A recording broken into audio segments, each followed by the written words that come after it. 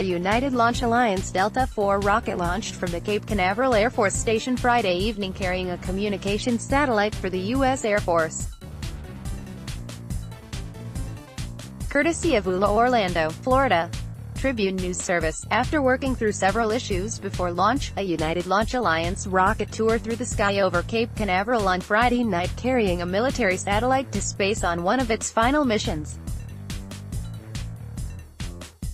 The Space Coast's third launch of the year saw a Delta IV rocket in a medium configuration carrying a wideband global SATCOM satellite developed by Boeing. The satellite is the 10th in a constellation that will provide connectivity for U.S.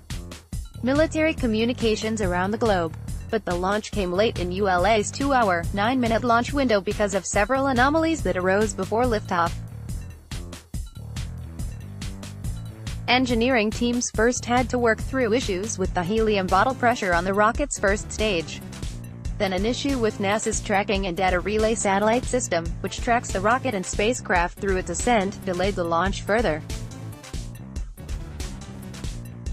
Finally, at 8:26 p.m., the Delta IV rocket took off from Cape Canaveral Air Force Station's Launch Complex 37, finalizing another in a series of launches, all by ULA, of the Air Force satellites that began in October 2007.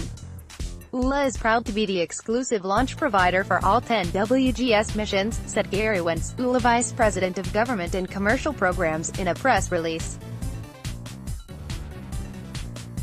Our focus on mission success continually demonstrates that safely and reliably delivering these critical national assets is our highest priority. The launch was one of the last of this version of the 218-foot Delta IV. ULA is phasing out all of its single-core Delta IV rockets except for its heavy-lift Delta IV Heavy, which is comprised of 3 booster cores strapped together. Delta IV in its basic configuration will only have one more launch this year of a next-generation GPS satellite before being retired. ULA already phased out its Delta II rocket, the company's workhorse, with a final launch from Vandenberg Air Force Base in California in September. A Delta II rocket will soon join the others on display at Kennedy Space Center Visitor Complex's Rocket Garden. ULA's Delta and Atlas V rockets will ultimately be replaced by the company's Vulcan rocket, scheduled for a first launch in 2021. The aim is to make ULA more flexible to compete with companies like SpaceX, which had a whopping 21 launches in 2018.